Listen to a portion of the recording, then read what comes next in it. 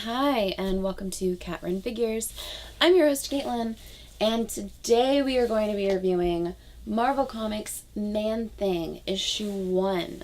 So before we get started with this review, I'd like to mention the fact that this is R.L. Stine's first ever comic book. So if you're a Goosebumps fan, check it out.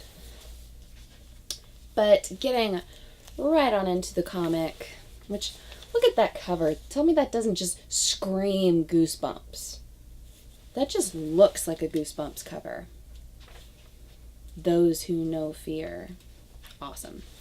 So when we open on into the comic, we get to see Man-Thing is at battle with a centipede monster. And the thing that's really kind of interesting about this is the centipede's kind of a sass talker the entire time, telling Man-Thing that he looks horrible, he smells horrible, he's stupid, and he's clumsy, and all these other things. And Man-Thing's thinking internally, how is he going to take this guy down? He's looking for this weakness point, he's looking for that weakness point. Until finally he just decides there's only one way to kill a bug. So he puts his foot out and he squishes him. And then we hear cut. And we find out that that whole fight sequence is actually for a film. Yes, that's right. Man-Thing is in Hollywood. And he's making a movie. So he gets called in to the studio director's office. And he's trying to discuss different things with them, his own little insight. He's got notes he wants to take into account.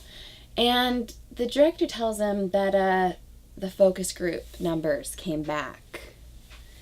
And he's saying it's not good. He actually scared a lot of them and disgusted a lot of them. And Man-Thing says, so what do you think? A good stylist, you know? Maybe a new haircut, some bling, spice it up for the kids. And he's saying, that really doesn't work for me. I mean, he tells him that he's basically scraping the bottom of the barrel looking for superheroes to star in films, because superheroes are where it's at. And, Man-Thing's just not really your leading man kind of guy. So, the movie's off, and that's it. He can leave now. And Man-Thing's saying, but are you sure? He tells him that he literally went through everything that he had to leave his swamp and to come to Hollywood to do this. All the steps he had to go through to regain his humanity, to understand things, get his mental faculties back, to be able to speak again. And the fact that he went through everything he had, he doesn't have a dime left to his name at this point. And he's like, I really feel for you. Really, I do. And he says, oh, can you watch the rug? It's silk. Brand new.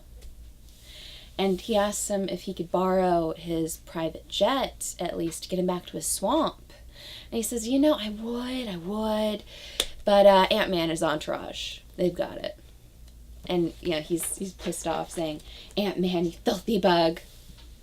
So you get to see poor Swamp Thing walking around the streets, trying his best to figure out what to do next. And all these people are just so mean, and they're just disgusted by him and telling him that he needs to put clothes on and that, he's a really lousy cosplayer and just all these different things.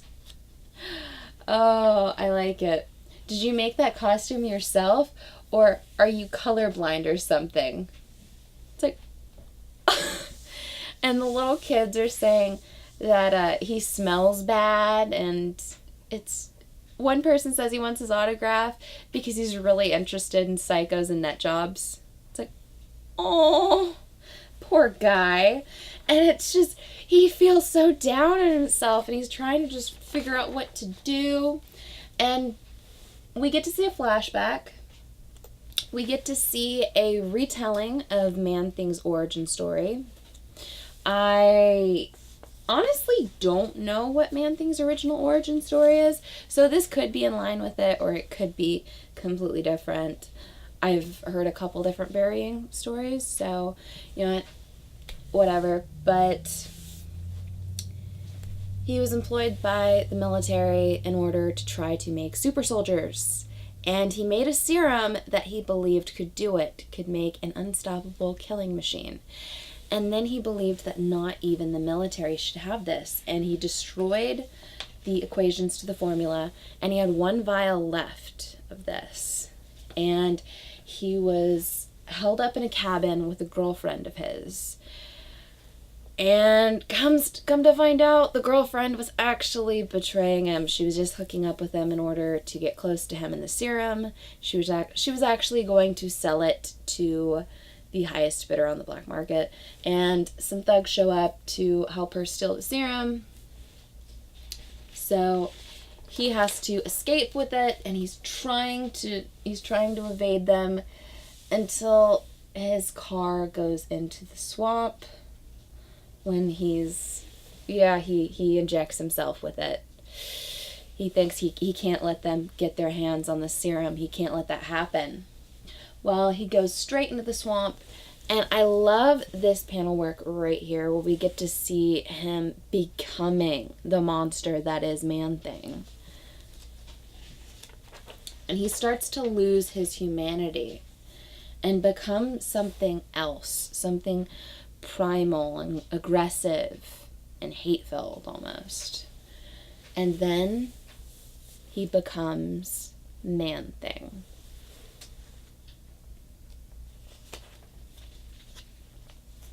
So Man-Thing escapes from the car and the waters and turns against the very same men that were trying to kill him to get the serum.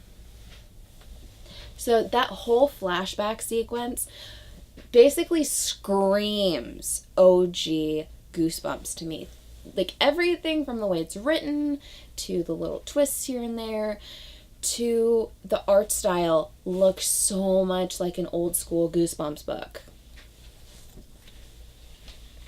But continuing on in the current timeline, he's walking around trying to figure out what to do, and he sees a bar, and he thinks, you know what? It's been a while. I'm gonna get myself a drink. It's been a rough day.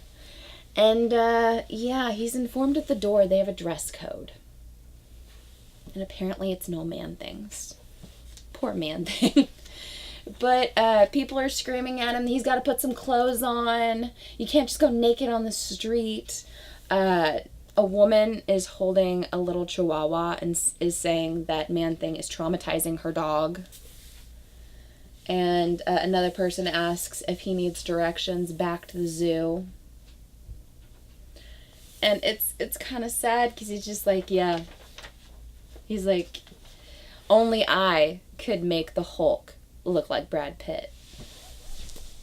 And I feel really bad for him. And then he hears a lot of people freaking out. He turns around and he notices another Man-Thing. So he starts to talk to this other creature, and the other one can't really speak. So he's like, oh shit. So of course, what's gonna happen? They have to fight.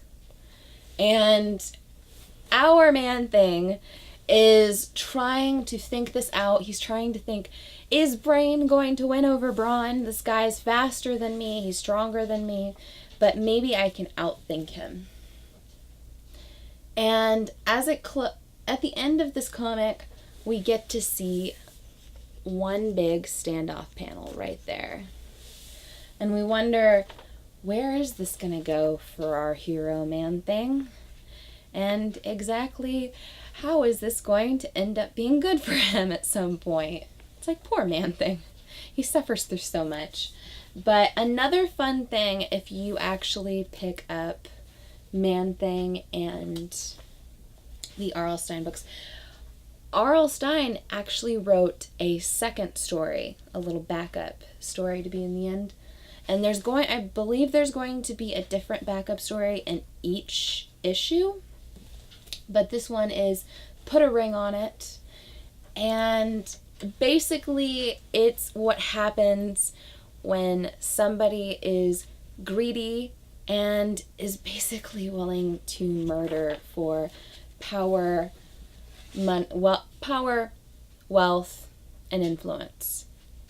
And it nips them right back. I mean, karma's a bitch, and apparently so are rings. I'm not going to give away the storyline for it, but it is straight up goosebumps.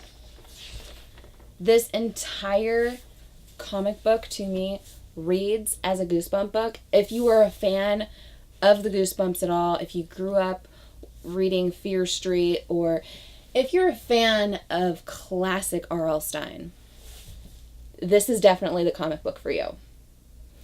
I'm not sure if you're necessarily a Man-Thing fan, if this is for you, but if you were a Goosebump fan, this is definitely a comic book for you. I loved it. I loved the art throughout. I'm a huge Goosebump fan, so it had me hooked the entire time. I really hope people pick it up, because I really want R.L. Stine to continue writing this story and to continue branching out his brand. So give me a like if you like this review, comment below and tell me whether or not you picked up this book and if you enjoyed it as much as I did. Subscribe to my channel for more comic book content, or check out any of the older videos I have up for offer here on Cat Run Figures. And until next time, I'm your host Caitlin. Bye.